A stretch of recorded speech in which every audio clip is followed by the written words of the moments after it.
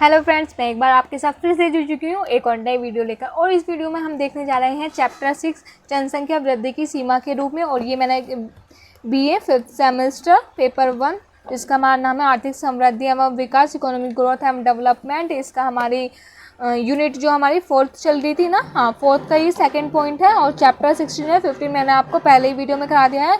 Chapter 16 देखेंगे, जिसका हमारा 15 का नाम था जनसांख्यिकीय संक्रमण की जिदा। बहुत अच्छी तरह से मैंने उसे पहली वीडियो में समझा रखा है, तो आप पहली वीडियो को जरूर देख लें। अब हमारा आ जाता है 16, चैप्टर 16। ये मैं बता दूँ, ये चैप्टर 16 बिल्कुल भी इम्पोर्टेंट नहीं है। इसे मतलब कि मतलब आपके लिए बिल्कुल भी इम्पोर्टेंट नहीं है, आप इसे छोड़ ही दीजिए। अगर आप इतना लंबा चैप्टर करने जाएंगे ना, हो लिया काम आपका। यार बहुत लंबा चैप्टर है और इसमें कुछ इंपॉर्टेंट दे भी नहीं रखा। आप खुद पढ़ सकते हैं अगर आपकी मर्जी है, तो मैं तो ये पढ़ाऊंगी नहीं, क्योंकि ये इंपॉर्टेंट बिल्कुल भी चैप्टर नहीं है यार। मैं तो कह रही हूँ बिल्कुल इसे छोड़ दो, क्योंकि इसमें पैराग्राफ, ये जो चित्र भी दे रखा है, डायग्राम्स भी बना रखे हैं, आपको डायग्राम भी देखने पड़ेंगे। इतने सारे डायग्राम कहाँ तक याद रखेंगे। और इसमें कई जो हमारे इकोनॉमिस्ट हैं उनकी थ्योरी भी दे रखी है, ठीक है।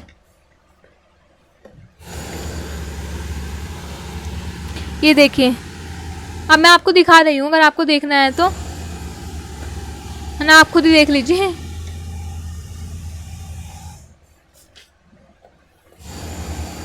ये रहा, मैं आपको दिखा रही हूँ, अगर आप देखना चाहें तो आप इसे पूरा देख सकते हैं।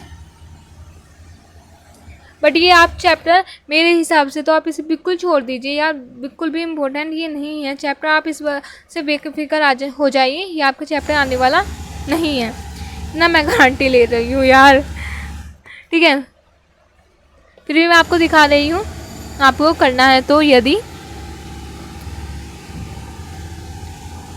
देखिए, आप इसे देख सकते हैं।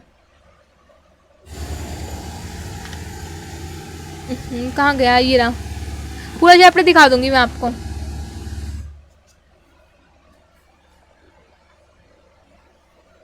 चाहे तो पढ़ लेना,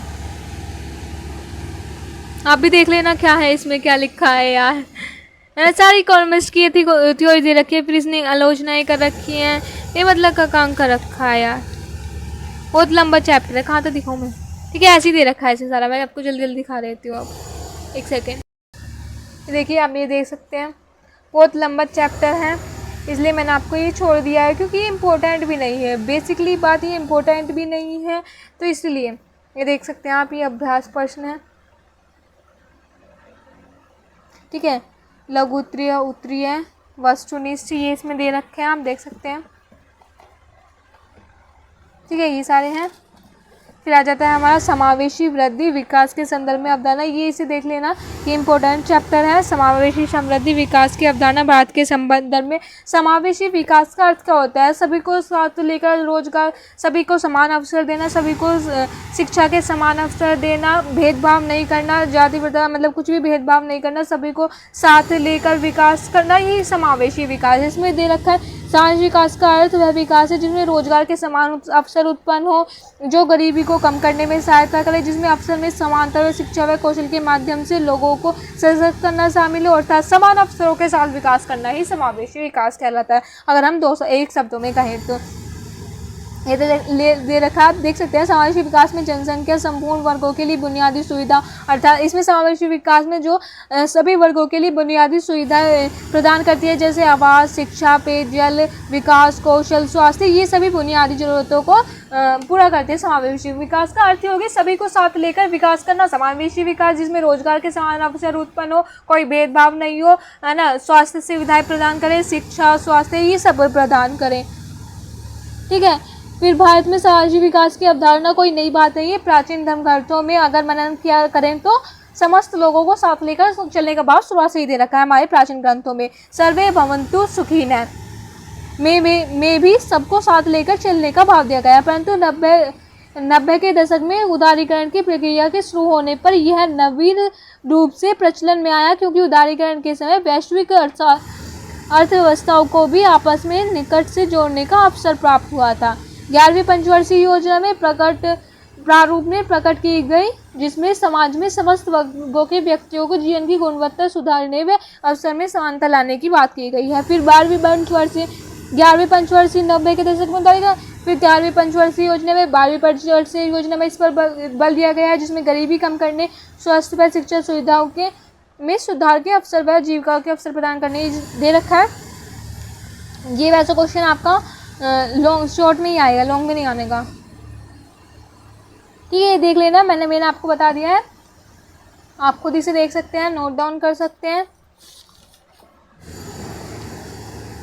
समावेशी विकास को मापना, अब कैसे नापें कि हमारे किसी देश में समावेशी विकास हो रहा है या नहीं, तो उसको जो नापने की सबसे उत्तम विधि है ना, वो उस लोगों को माने जो जनसंख्या में जो सबसे निम्न स्थिति में हो, मतलब जो सबसे करीब हो। उन दे रखा है इसमें, समावेशी विकास को मापने की सबसे उन्नत विधि है राष्ट्र की उन्नति को उन सबसे गरीब भाग की उन्नति के आधार पर मापा जाए, अर्थात जनसंख्या को सबसे निचले जो है ना 20% भाग की उन्नति के आधार पर प्रति व्यक्ति आय को मापा जाए। जो सबसे नीचे है, मतलब जो गरीब वर्ग है, उनकी आय के हिसाब से नापो कि किसी देश में समावेशी विकास हो रहा है या नहीं, वो एक बेहतर माप है।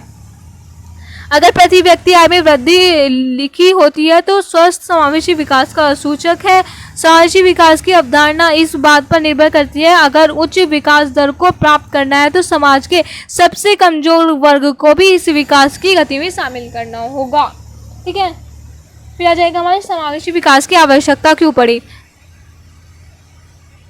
ठीक है, ये समावेशी विकास धारणीय विकास के लिए महत्वपूर्ण है। अगर विकास की धारणीय नहीं होगा तो अर्थव्यवस्था में गिरावट की स्थिति पैदा होगी।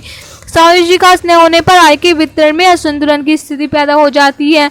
थर्ड, विषमता में वृद्धि होती है, मतलब देश की कई जगह विषमता में उत्पन्न होती है, जिसमें वंचित वर्ग विकास की मुख्य धारा से जुड़ नहीं पाते। ये दे रखे हैं, समावेशी विकास की कमी के चलते कभी कभी देश में असंतोष की स्थिति पैदा हो जाती है, जिसके कारण हमारे समावेशी विकास के अब समावेशी विकास की समक्ष क्या चुनौतियां हुई ये देख लें। भ्रष्टाचार, देश में अर्थव्यवस्था पर भ्रष्टाचार भी नकारात्मक प्रभाव डालता है। स्थायी व दीर्घकालीन रोजगार साधनों की आवश्यकता है। और पलायन में कृषि में ज़्यादातर लोग पलायन कर रहे हैं, ये नकारात्मक प्रभाव पड़ रहा है। इससे गाँव में बुनियादी सुविधाओं का न होना, ये समावेशी विकास के सामने सारी चुनौतियां हैं। फिर ये इसमें अभ्यास प्रश्न दे रखे हैं, लघु प्रश्न दे रखे हैं और वस्तु इस प्रश्न दे रखे हैं। समावेशी विकास हो गया यानी समान अवसरों के साथ विकास करना, सभी को साथ लेकर विकास करना, और मतलब निम्नतम लोगों को भी उसमें शामिल करना। शिक्षा सुविधा, मतलब शिक्षा स्वास्थ्य से संबंधित जैसी सुविधाएं उपलब्ध कराना, मतलब सभी को साथ लेकर विकास करना ही समावेशी विकास है, अगर हम एक शब्दों में कहें तो ये आपके समझ में आ गया होगा समावेशी विकास। मैं ही समझती हूँ, है ना। फिर अगली वीडियो में हम देखेंगे बाजार असफलता है व सरकार की असफलता है। तो चलिए मिलते हैं अगले वीडियो में, तब तक के लिए बाय बाय।